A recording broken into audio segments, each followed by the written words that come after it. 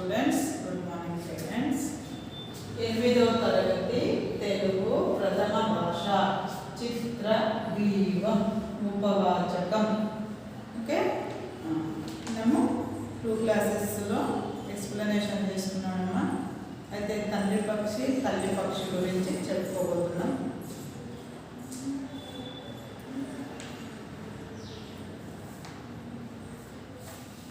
చూడండి, చంటి పక్షులు ఎదిగి వచ్చే సమయంలో వాటి గూళ్ళలో మరి ఎక్కువగా మెత్తటి దూది పులుసు లాంటి పదార్థాలను ఉంచకూడదు. చంటి పిల్లలు ఉంటారు కదమ్మా, ఆ చంటి పక్షులు ఎదుగుతున్నటువంటి అంటే పెరగడం, ఆ పెరుగుతున్నటువంటి సమయంలో దూది కానీ పుల్లలు కానీ ఇలాంటివి ఉంచకూడదు. వాటిని తగు మోతాదులోనే ఉంచాలి, లేకపోతే గూడు మరీ వెచ్చనైపోతుంది. గూడు ఎక్కువగా వెచ్చదనాన్ని ఇస్తుందన్నమాట. అరాకొర జ్ఞానప్రభు అవరాలు పెంపకందారులు పిల్ల పక్షులు ఎదిగే సమయంలో తమ శరీరం నుంచే చాలా మోతాదులో వెచ్చదనాన్ని విడుదల చేస్తాయన్న విషయం గ్రహించాలి. చాలామంది పక్షులు పెంచుతూ ఉంటారు కదమ్మా, ఆ పక్షులు పెంచడానికి కావలసినటువంటి ఆలోచనలు అవసరాలు ఉండాలో తెలుసుకోకుండా ఎక్కువ వెచ్చదనాన్ని ఉంచడానికి ప్రయత్నం చేస్తారు. వాస్తవంగా పక్షుల నుండి ఎక్కువ వేడి అనేది రావడం జరుగుతుంది. దానికి తగిన మోతాదులోనే ఆ వేడిని ఉత్పత్తి చేసే విధంగా ఉంచుకోవాలి ఏ వస్తువులైనా. ఈ సమయంలో పావురాల గుళ్ళను మరీ తరచుగా శుభ్రం చేయడం కూడా మంచిది కాదు. తల్లి పక్షి ఆచితూచి గూటిలో ఉంచే ప్రతి వస్తువు పిల్ల పక్షి సుఖ సౌకర్యాలకు దోహదం చేస్తాయి. తల్లి పక్షి తండ్రి పక్షి పిల్లలకు ఇబ్బంది కలగకుండా ఉండటం కోసము అవసరమైతే ఏదైతే అవసరమో ఆ వస్తువులని ఆ గూడులో ఉంచడానికి ప్రయత్నం చేస్తూ ఉంటారు. తండ్రి పక్షి తల్లి పక్షి ఎప్పుడూ కూడా శుభ్రంగా ఉంచడానికి ప్రయత్నం చేస్తూ ఉంటారు. ఓకే, పుట్టిన 2వ నాటి నుంచే చిత్రకీడం తన తల్లో తండ్రో గూటికి వచ్చిన ప్రతిసారి తన ముక్కు తెరిచి తన గులాబీ రంగు ఒంటిని బంతిలా ఒప్పించడం నాకు స్పష్టంగా ఉంటుంది. ఏ కలర్లో ఉందమ్మా? గులాబీ రంగులో. చిన్నపిల్లలు ఎప్పుడు కూడా తల్లిని వీడకుండా తండ్రిని వీడకుండా ఉండటం, కొంగు పట్టుకొని తిరుగుతూ ఉంటారు కదా. అలానే ఈ ప్రతిసారి తల్లి పక్షులని తండ్రి పక్షులని చుట్టూ తిరుగుతూ ఉండేది. నోటితో నోటికి నోటి కల్పించి తినడానికి ప్రయత్నం చేస్తూ ఉండేది. ముక్కు తెరిచి, ముక్కుతో. నోరు అంటే మనకి నోటు, పక్షులకి ఏంటమ్మా ముక్కు. ఓకే, బంతిలా ఉప్పించడం అంటే గుండ్రంగా, అంటే ఉన్నటువంటి ఏదైతే రెక్కలు ఉన్నాయో అటు ఇటు ఆడుకుంటూ గుండ్రంగా చేసేదన్నమాట. బాగా తెలిసిన పిల్ల పక్షులు నోళ్ళలో పెద్ద పక్షులు తాము సంపాదించిన ధాన్యపు గింజల నుంచి ఉత్పత్తి చేసిన పాలను పోస్తాయి. చూసారా, ఇప్పుడు తండ్రి పక్షి కానివ్వండి తల్లి పక్షి కానివ్వండి బయటికి వెళ్ళి విహరించి వచ్చి అక్కడ ధాన్యం స్వీకరించిన తర్వాత ఆ ధాన్యాన్ని నోటిలోనే ఆ ముక్కు ఏదైతే ఉందో ఆ ముక్కు లోపలే ఏం చేసేదమ్మా, నవిలి మంచిగా మెత్తగా చేసి పాలలాగా వస్తే ఆ పాలని మళ్ళీ ఆ ముక్కు ద్వారానే ఆ తల్లి పక్షి పిల్ల పక్షికి అందిస్తున్నది ఆహారము. ఓకే, అలా పోసిన ఆ పదార్థం ఎంతో మెత్తగా ఉంటుంది. పెద్ద పక్షులు ముందస్తుగా తాము సంపాదించిన గింజల్ని విత్తనాన్ని తమ కంఠంలో కాసేపు నాననిచ్చి మెత్తబరుస్తాయి. కంఠం అంటే ఏంటమ్మా? కంఠం, గొంతు. కంఠం అంటే ఏంటి? కంఠం, గొంతు. ఓకే, ఈ గొంతులోనే ఆ ధాన్యం ఏదైతే ఉందో కొంతసేపు మెత్తపరిచి, అంటే గట్టిగా ఉంటే పిల్ల పక్షులకు ప్రాబ్లం అవుతుంది కదమ్మా, అందుకని మెత్తగా చేసి ఈ యొక్క గొంతులో నుంచి ఈ కంఠం నుంచి ఆ కంఠంలోకి దేని ద్వారా? ముక్కు ద్వారా అందించేయి. ఓకే, ఆహారాన్ని. విత్తనాలు అంటే సీడ్స్. ఓకే, మరి ఆ తర్వాతే ఆహారాన్ని పిల్లలకు అందిస్తాయి. పిల్ల పక్షులు నెల రోజుల వయసు వచ్చినప్పుడు కూడా పెద్ద పక్షులు తిన్నగా గింజల్ని అందించవు. ముందు తమ కంఠంలో మెత్తపరిచినాక అందిస్తాయి. నెల రోజులు అంటే నెల అంటే ఎన్ని రోజులమ్మా? నెల 30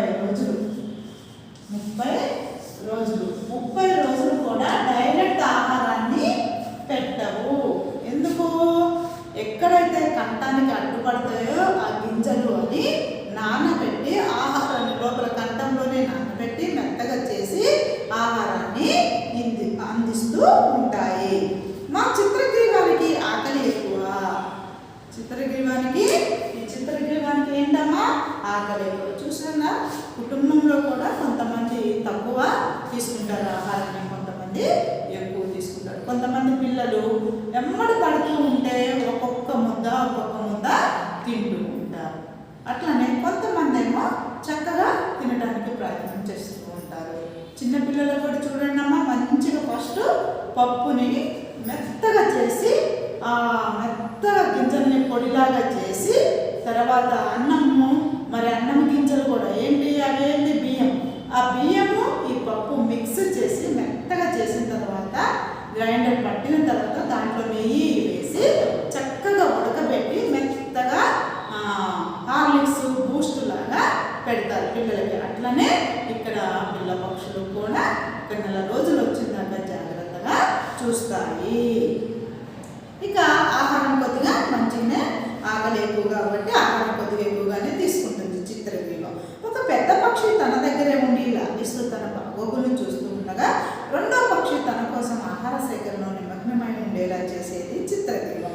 చూడండి అమ్మ, మన ఇంటికాడ అమ్మమ్మ నాయనమ్మలు ఉంటారు కదా, అప్పుడు ఏంటి చిన్నపిల్లలను పట్టుకొని వాళ్ళకి కావాల్సినటువంటి ఆహారం కానివ్వండి, నీరు కానివ్వండి అన్నీ కూడా అందిస్తారు. స్నానాలు చేయించడం, శుభ్రంగా ఉంచడం, దుమ్ములో ఆడుతూ ఉంటారు, కొట్టుకుంటూ ఉంటారు. ఇలాంటివన్నీ కూడా చూడటానికి పెద్ద మనుషుల్ని ఇంటికాడ ఉంచుతారు. అట్లనే ఇక్కడ చిత్రగ్రీవాన్ని చూడటానికి ఒక పక్షి ఉండిపోయేది, పెద్ద పక్షి ఉండిపోయేది. ఇంకొక పక్షేమో ఆహారాన్ని స్వీకరించడానికి బయటికి వెళ్ళి విహరించి వస్తూ ఉండేది.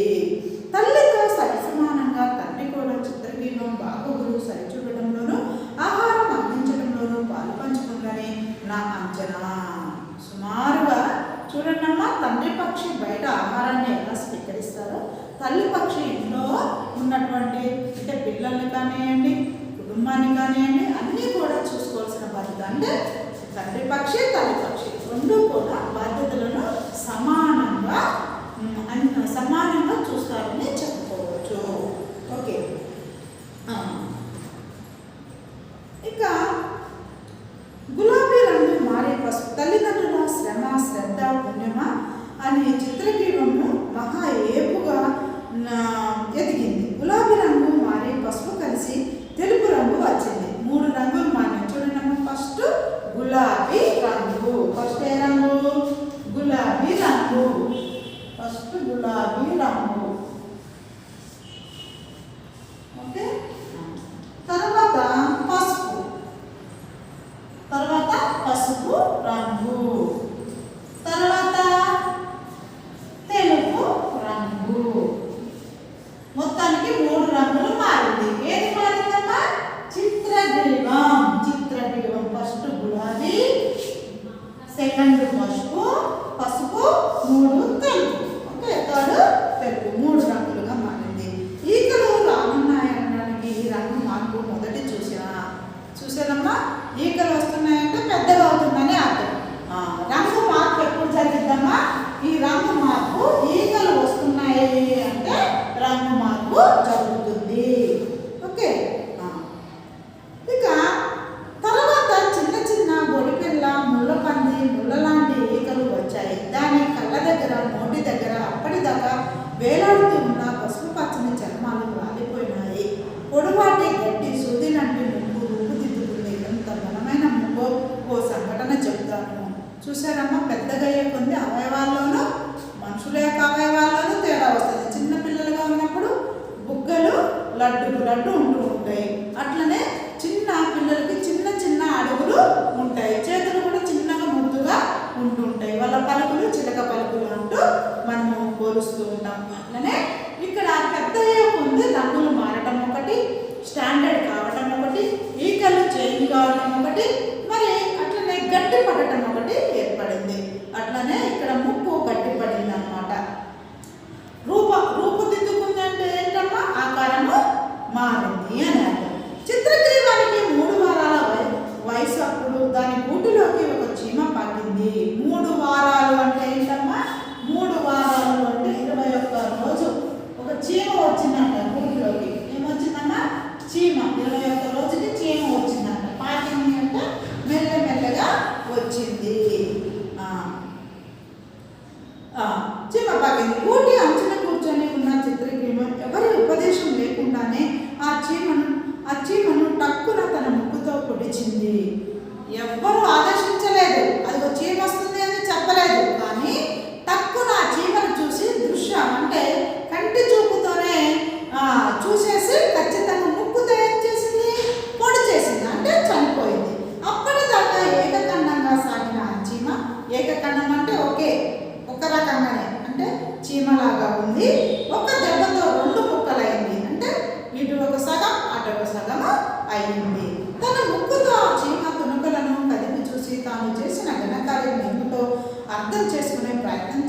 చిత్రగ్రీవం. ఘనకార్యం గొప్ప పని.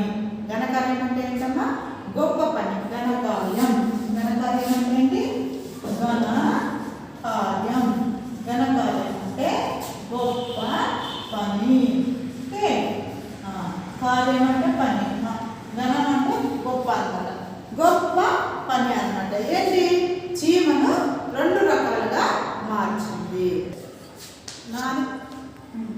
అయితే ఈ విధమైనటువంటి అక్కడ చీమని 2 రకాలుగా ముక్కలు చేసింది, 2 పార్ట్స్గా.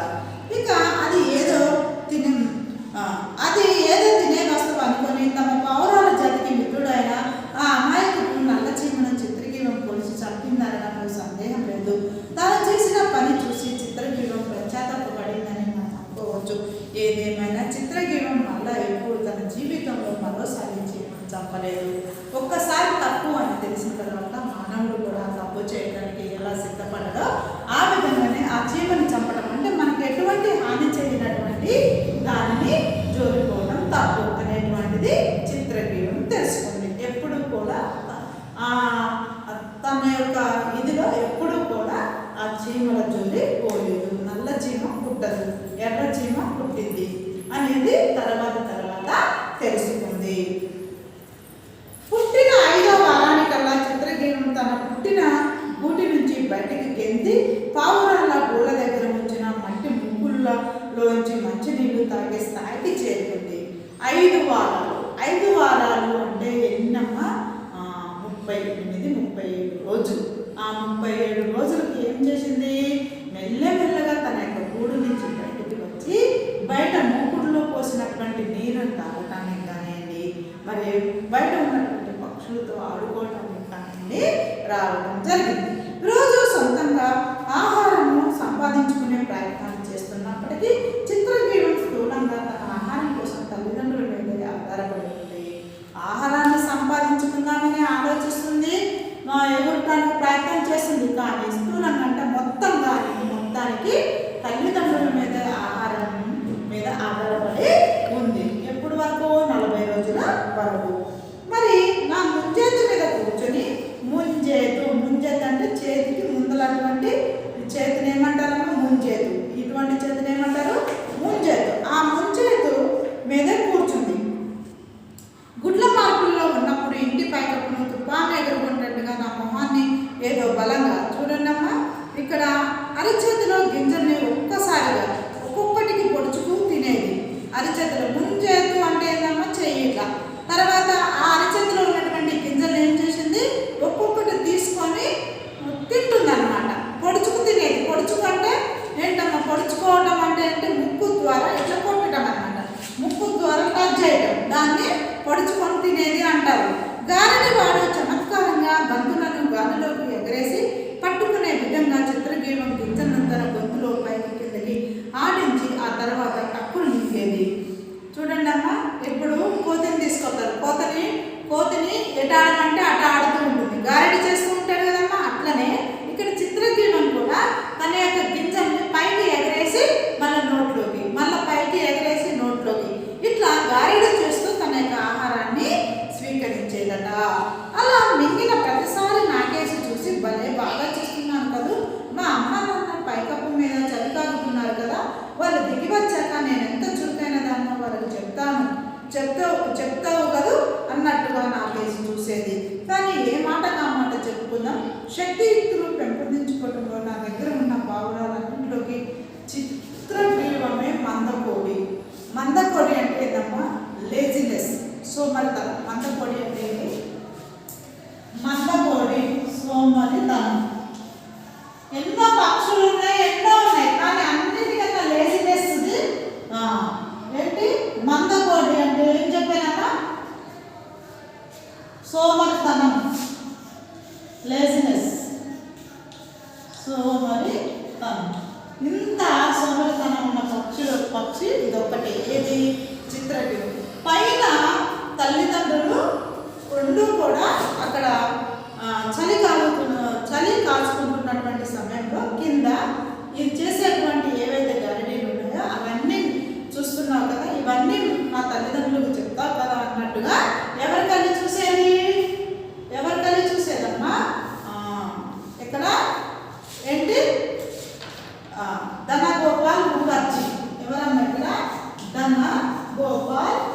ముఖర్జీ సైడ్ చూసేది. ఎందుకు? పావురాలను పెంచేది ధన గోపాల్ ముఖర్జీ. ధన గోపాల్ ముఖర్జీ. ఓకే, ధన గోపాల్ ముఖర్జీ సైడ్ చూస్తూ ఉండేది. అట్లనే తల్లిదండ్రులు అలా చెప్తున్నప్పుడు ఎంతో ఆనందంగా ఉండటానికి ప్రయత్నం చేస్తూ ఉండేది ఆ పావురం. ఆ రోజుల్లోనే నేనే విషయాన్ని కనిపెట్టాను. గాలి దుమారుల్లో కళ్ళు మూసుకుపోయే దుమ్ము ఇసుకల్లో పావురాలు నిరాటకంగా ఎలా ఎగరగలుగుతాయో నాకు అప్పటిదాకా తెలియదు. రోజు రోజుకి పెరిగి పెద్ద అవుతున్న చిత్రగ్రీవాన్ని దగ్గర నుండి గమనించే క్రమంలో ఓ రోజు దాని కళ్ళ మీదకు నన్న పాటి చర్మం పొర సాగి రావడం గమనించాను. దాన్ని కంటి చూపుగానే పోవడం లేదు కదా అని భయపడి మరి కాస్త పరీక్షగా చూడడం కోసం చిత్రగ్రీవాన్ని నా మొహం దగ్గరికి లాక్కున్నాను. చూసారా, ఆ రోజుల్లో తనకు తెలియనటువంటి విషయం. పక్షులు ఎగురుతాయి, మరి ఆ దుమ్ము ధూళి అంతా కళ్ళలో పడతాయి కదా, మరి ఎలా ఎగరగలుగుతాయి అనేది తనకు ఎదురైనటువంటి ప్రశ్న. మరి పెరుగుతుంది, రోజు పెద్ద అవుతుంది, మరి పైకి ఎగిరి చిత్రగ్రీవం తన క్రమంలో తాను ప్రయత్నం చేస్తుంది కానీ ఎగరలేకపోతుంది. ఒకరోజు తన కంటి పొరలు బయటికి వస్తున్నాయి అన్నమాట. ఇది ఏంటో అతనికి అర్థం కాదు. చివరికి ఆ పక్షులకి అవేంటి, గాలికి ఎదురు ఈదగలే శక్తి ఆ పొరల నుండే వస్తుందని గ్రహించడం జరిగింది. ఓకే, అలాగగానే చిత్రగ్రీవం తన బంగారు రంగు కళ్ళు పరిచి గూటిలో వెనక్కు వెళ్ళిపోయింది. ఆయన చేయి చేసి పట్టుకొని మేడ మీదకు తీసుకెళ్లాను. ఆ మేడల మండుటెండలో దాని కనురెప్పల్ని పరిశీలించాను. అప్పుడు కనిపించింది దాని కనురెప్పలకు అనుబంధంగా మరో పల్చని చర్మం పొర ఉన్నది. నేను దాని మొహాన్ని సూర్యుడికేసి తిప్పిన ప్రతిసారి చిత్రగ్రీవం తన బంగారు కళ్ళు మీదుగాను ఆ చర్మపు పొరను సాగలాగేది. అది కళ్ళకు రక్షణ కలిగించే చర్మపు పొర అని దాని సహాయంతో పావురాలు గాలిదుమారాల్లో కానీ తిన్నగా సూర్యుని దిశగా కానీ ఏ ఇబ్బంది లేకుండా ఎగరగలమని బోధపడిందంటే అర్థమైంది. ఎలా? ఆ బంగారపు పొర ఏదైతే ఉందో ఆ పొర దేనికి ఉపయోగపడుతుందమ్మా?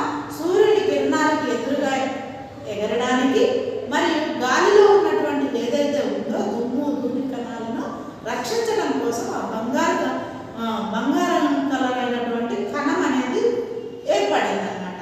ఓకే, ఆ విధంగా పక్షులు భూమి నుంచి పైకి ఆకాశానికి ఎగరగలుగుతాయి అనేటువంటిది అప్పుడు బోధపడిందంటే అర్థమైంది. ఎవరికి?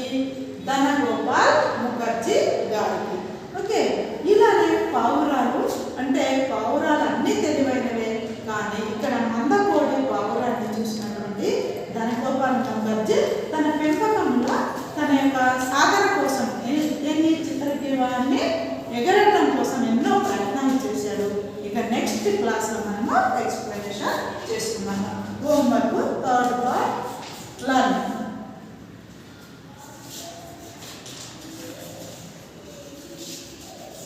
హోంవర్క్ ఈరోజు homework third part learn. Okay అమ్మా?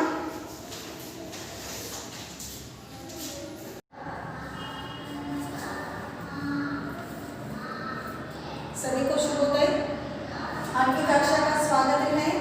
पठन हेतु पाठ है ये, ऐसा प्यारा देश है मेरा।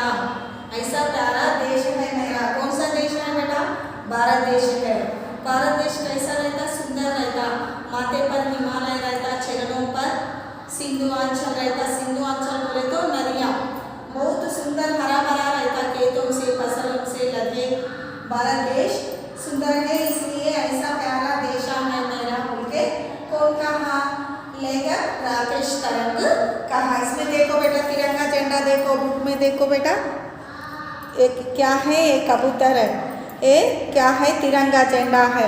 हरा रंग, सफ़ेद रंग, केसरिया, 3 रंग का है। ये कैसा है? ऐसा है हमारा भारत देश। भारत देश कैसा है बेटा? प्यारा है। क्यों प्यारा है? हमारा भारत देश में सुंदर सुंदर रंग बिरंग उपवन है, रंग बिरंग फूल खिलते हैं, इसमें फसलें हैं, खेती में फसलें हैं। कैसा रहता फसलें? बहुत हरा भरा रहता। खेत में कौन काम करते? किसान काम करते हैं। किसान काम करते क्या उगाते? अन्न उगाते हमारे लिए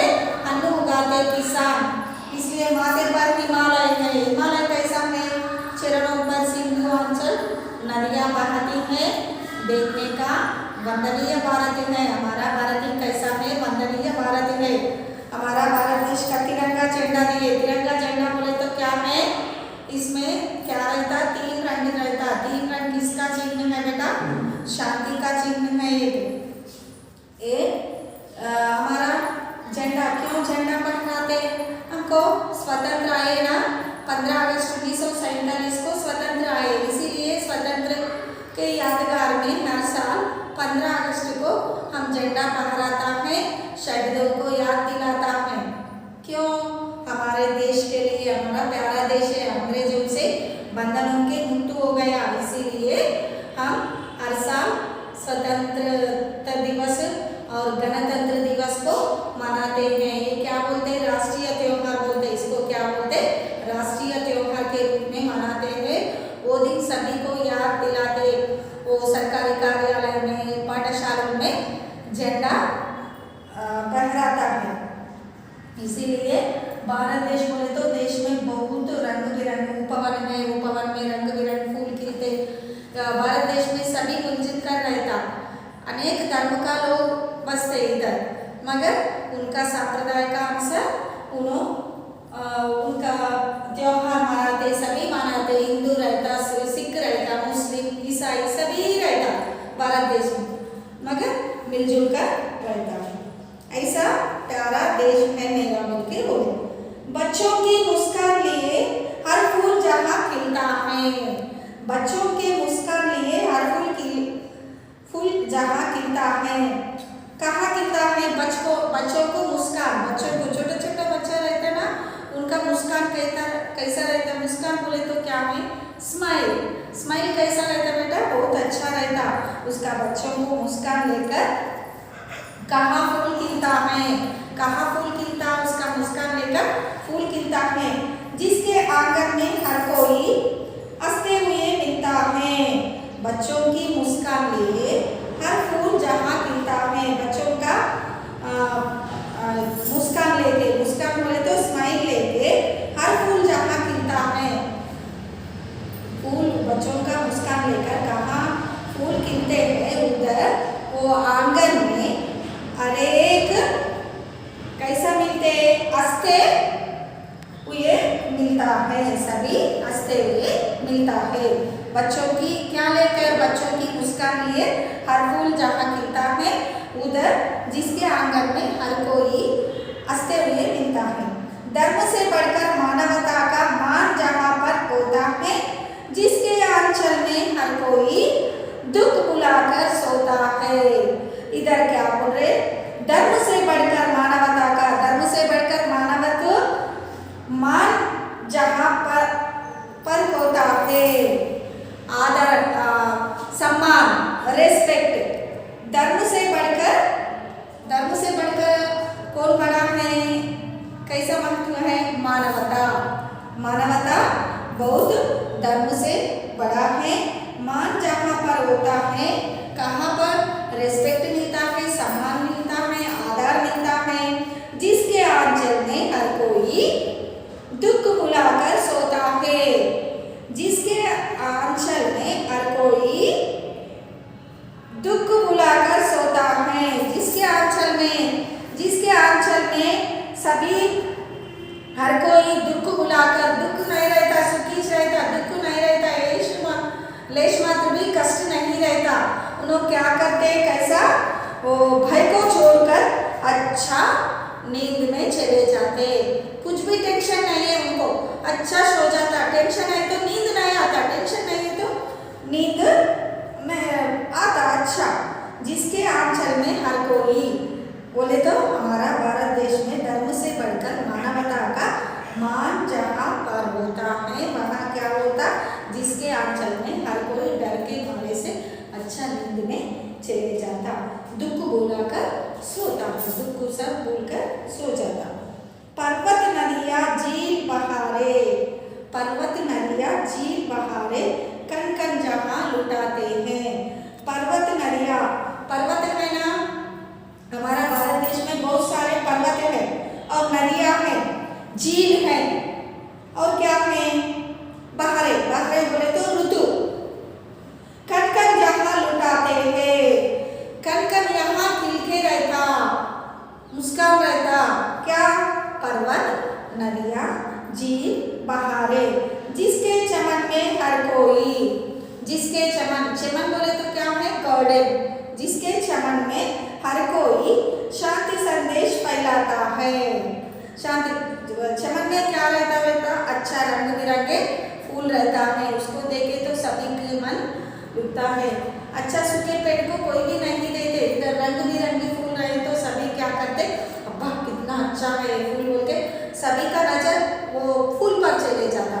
इसीलिए सूखे पेड़ को कोई भी नहीं देखते, उसके ऊपर किसी का नजर नहीं जाता। इसलिए पर्वत, नदियाँ, झील, बहारे कण कण जहाँ लुटाते हैं, जिसके चमन में हर कोई शांति संदेश फैलाता है।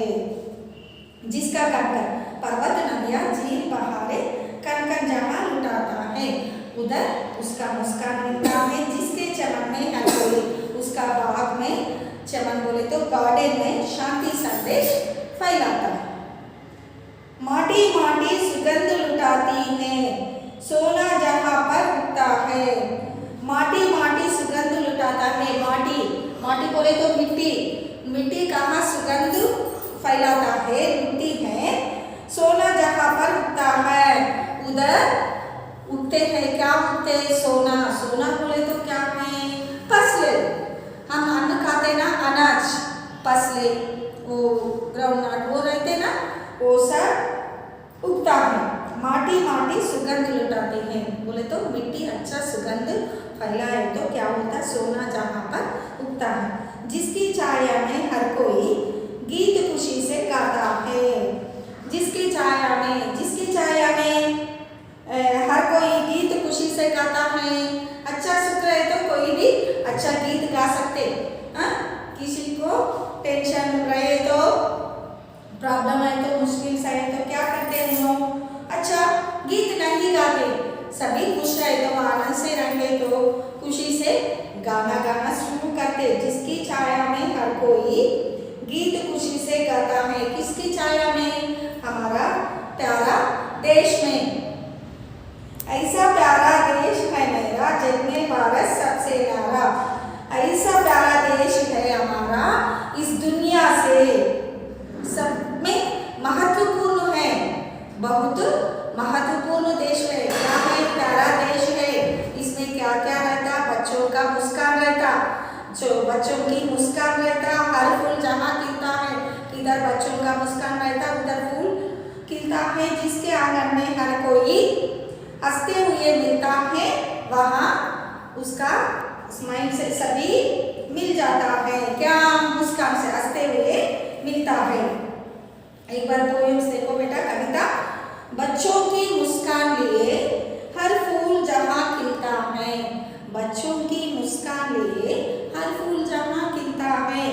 जिसके आंगन में हर कोई हंसते हुए मिलता है। जिसके आंगन में हर कोई हंसते हुए मिलता है। क्या बोल रहे हैं इसमें? बच्चों की मुस्कान लिए हर फूल जहाँ खिलता है, जिसके आंगन में हर कोई हंसते हुए मिलता है।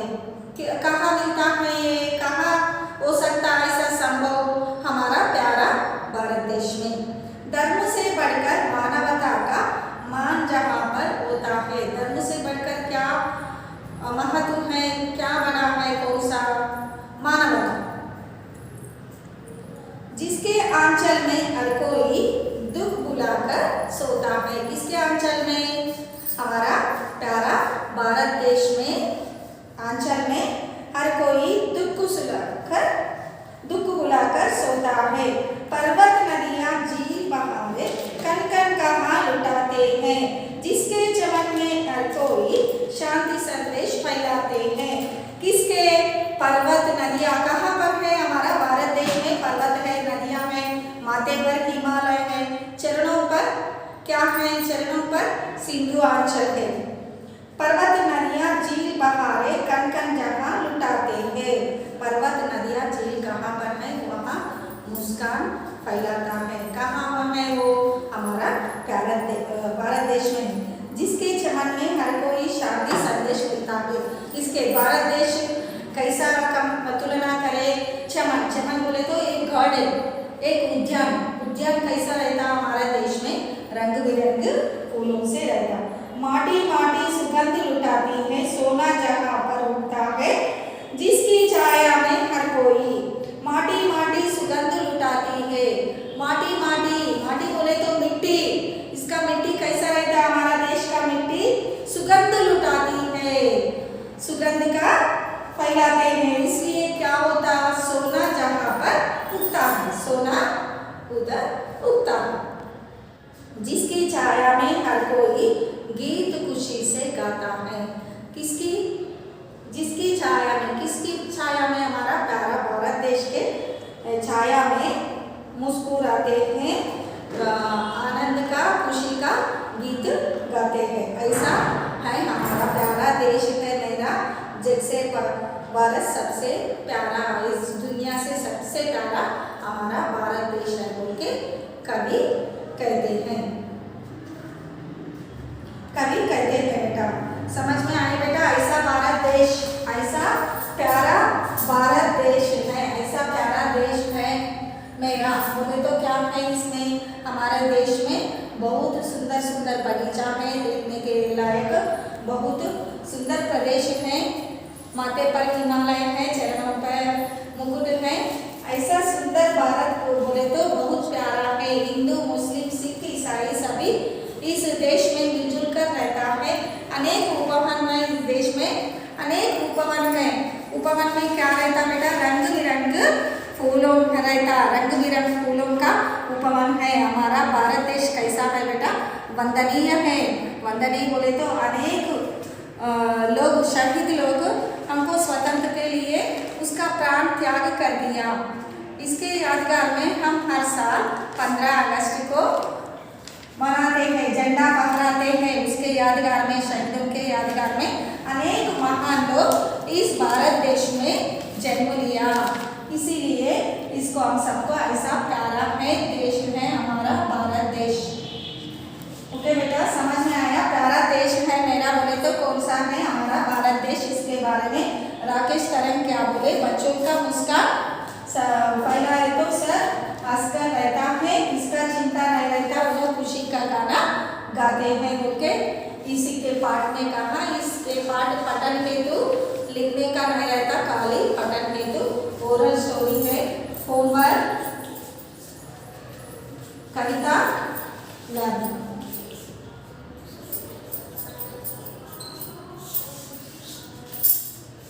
धन्यवाद।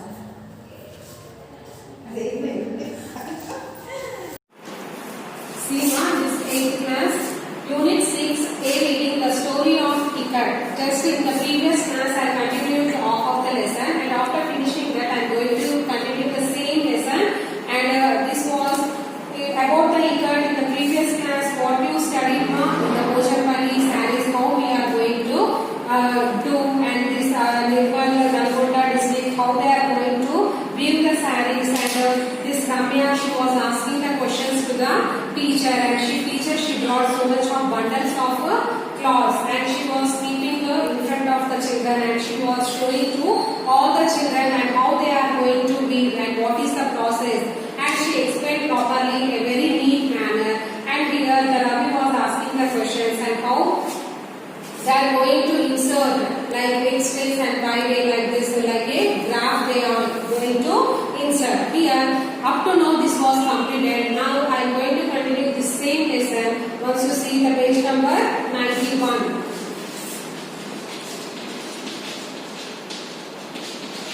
Page number 91, second paragraph. Ravi, you are absolutely right. The teacher said it is not easy. First you count the threads, measure the distance, calculate when to repeat a pattern. Only then you can tie the knots. Here these are the knots. You should count the threads, how many are there, and afterwards you should tie it like this, and it will come before that. Like this they used to tie, and they used to weave the cloth, saree. Teacher, it seems like difficult maths, Ramya said, and she was saying to the teacher that it was very difficult to that, and it was like mathematics, she was saying. Correct. Weavers may not be formally educated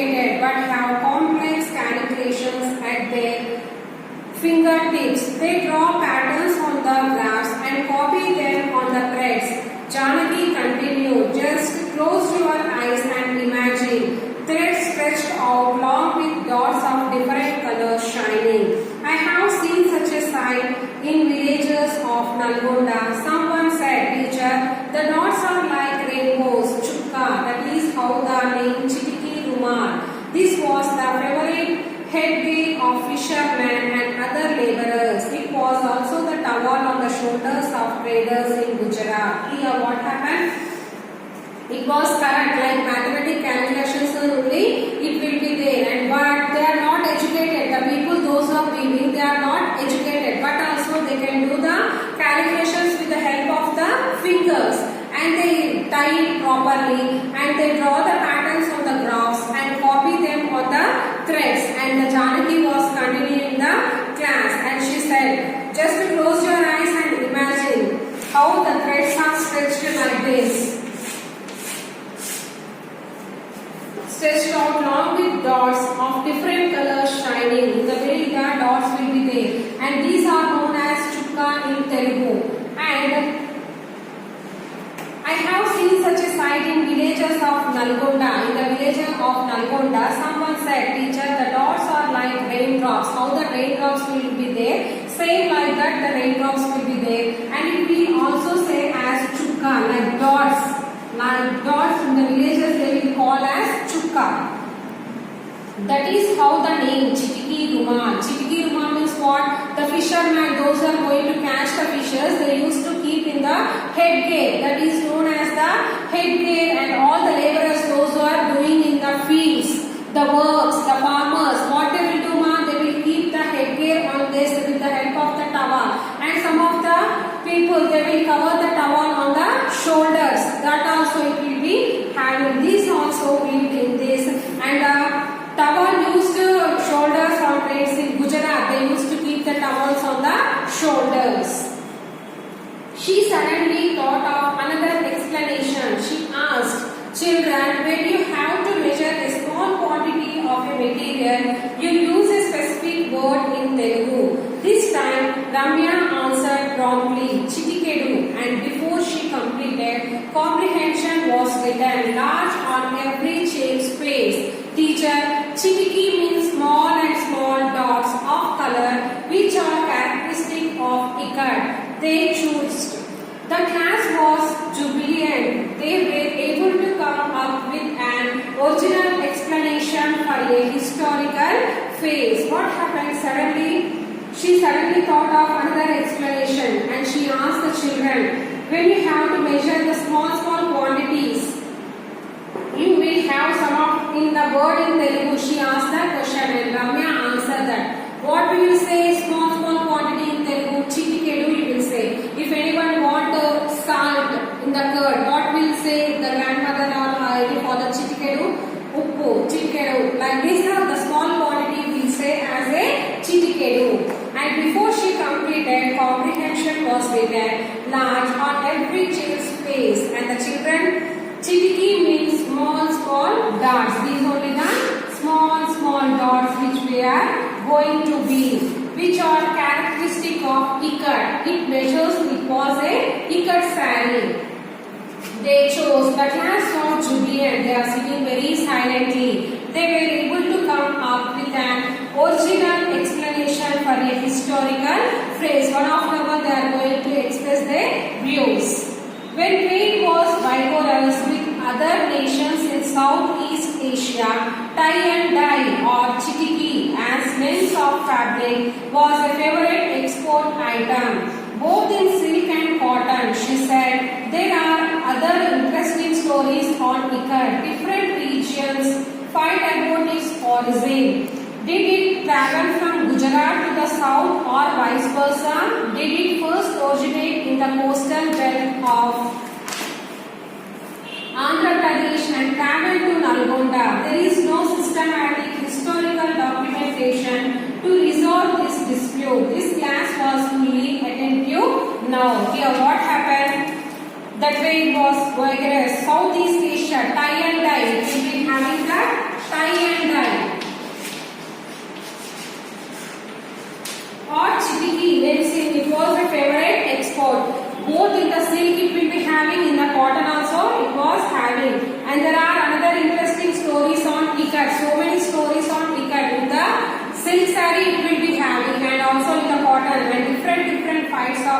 origin it will be there. And from Gujarat to the south and vice versa, here to there to here they used to travel with all the sarees. And in the Andhra Pradesh I travel to Nalgonda. And there is no systematic historical documentation to resolve this dispute. The class was fully attentive by listening all this that class they are listening very interestingly. For Raksha Bandhan, the tying of the knot was done by yellow and red picket dyed threads. In our tradition, tying the knots is cursed. Maybe this has a relation to tying and dyeing process, but in parts of Gujarat, Maharashtra and Deccan, designs in ikat were very much influenced by Muslim culture. The bell was ringing, but the class was lost in a period where vibrant colors and compelling stories were woven into beautiful fabrics. Here, what happened with the Raksha Bandhan? What happened? Tying of a knot was done. This it was in the yellow color. In the middle, it will be red color. It was known as the ikat, the rebels. It was there. And for the tradition in the Maharashtra, in the Gujarat, they will influence the Muslims. They used to do this culture, and then the bell was ringing by explanation of this ikat story. Then also the students are listening very obviously to the teacher. After the bell rings also they are observing, and they are to have the vibrant colors and comparing the stories of the beautiful fabrics, because it was the interested topic and they are listening very interestingly. After the bell rings also they used to be listened very properly and attentively. This is the story of the ikat. Seema, after finishing of this lesson, in page number 92, he given the meanings. I am going to read out the meanings. Mandatory, compulsory, wonder, wish to know, rap, dull, pelt, prove, shoot, giggle, laugh in a silly way, babble, a talk difficult to understand, pensive, serious, hesitantly, unwillingly, and expectantly, hopeful of something, intersect, crossing each other at a point, headgear, a piece of cloth worn on head, jubilant, very happy, dissolve, solve, not fastening, vibrant, active, compelling, is extremely interesting. After finishing this glossary, some grammar part is there, ma. I am going to say this grammar part. Here, find the meanings of the following homonyms with the help of a dictionary. Here, he given the two words, and adjective it will be there, and noun form it will be there. Here, faith, and this one beach.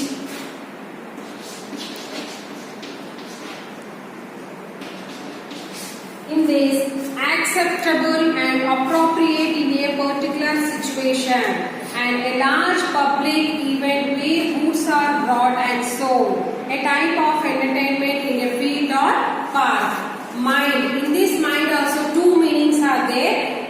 First one, the part of a person that makes them able to be aware of things, to think and to feel. And next mind means to be upset, annoyed or worried by something. Only one word it will be there. It was having, with the help of the sentence, we should write in the different meanings. Quiet, making very little noise. And quiet means the state of being calm without much noise. And here, he was given some of the used above homonyms in your own sentences. Now he given the meaning. Now we are going to write the sentence. For the faith, what he will write? He is very fair, always. And then the other one, this evening we will do to the faith. There is another sentence. The same meaning will be there. The sentence will be different. This evening we will go to the fair.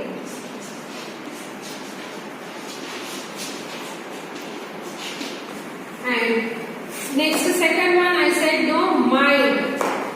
With the help of this mind, we are going to write the two sentences. First one. She is in a disturbed mind.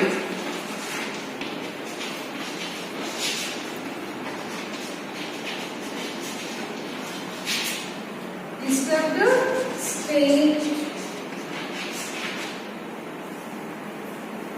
of mind. This is one sentence, and one more be mind means what it was going to be. I hope you don't mind if I leave now.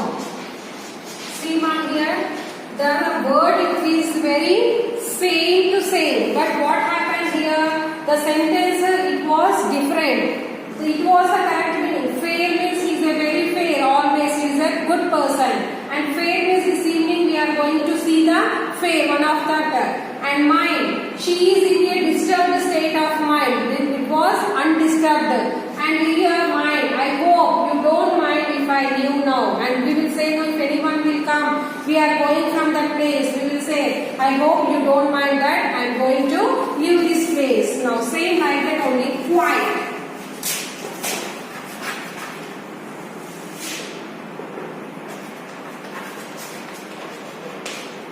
Quiet means what? All the class is very quiet.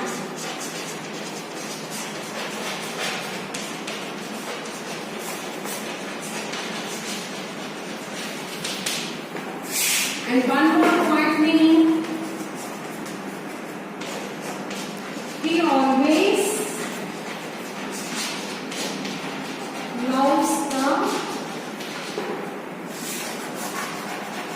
quiet of his own room. The meaning is the same. The sentence will be the different. Here, read the following passage carefully and replace the underlined words with the correct homonyms. Here, one day Janaki teacher said to the class, we all know. Here he given the no he given. And you should, what is the no? Here it is the correct. With the explanation of the sentence you should change. It was K-N-O-W, no.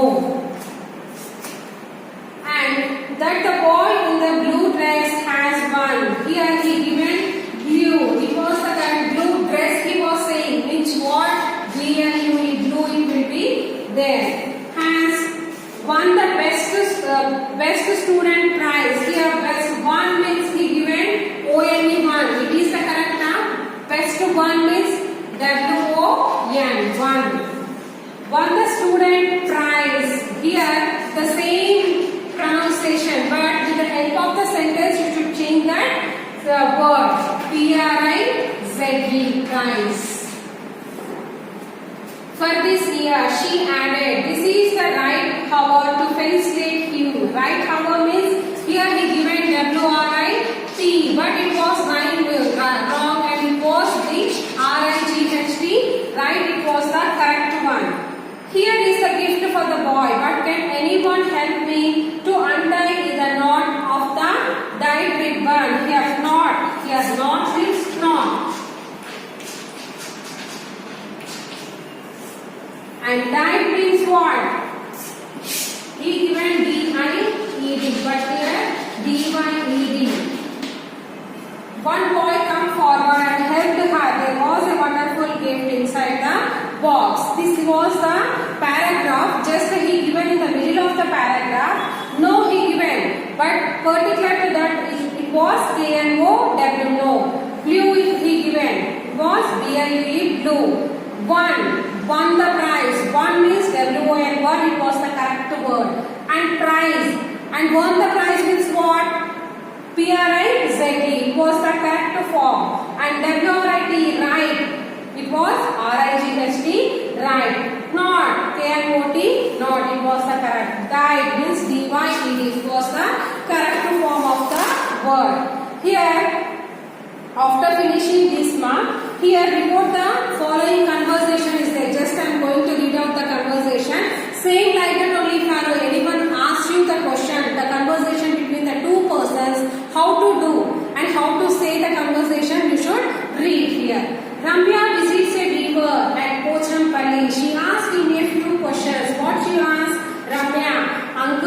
what are you doing? Weaver, I am making a saree. Do you like it? He was asking the question. Ramya, oh yes, what is the price? And Weaver, 500 rupees. Do you want to buy it? And the Ramya, oh yes, can you pack if you pack for me? Weaver, sure, here you are. Here you are. Means he was expressing this conversation between the two persons. Same like that only if you are going to any medical shop or any shop. The conversation between you and the shopkeeper, how it will be, you should write in your own words. This practice the conversation in your rough book and you do the better. And if any exam will be there, you can do very properly. This is about the unit 6th A reading part I completed, ma. In the next class I am going to continue the B reading part. Up to now, if you are having any doubts, go through this lesson and clarify it. If you are having any doubts in the Zoom class, you can ask it.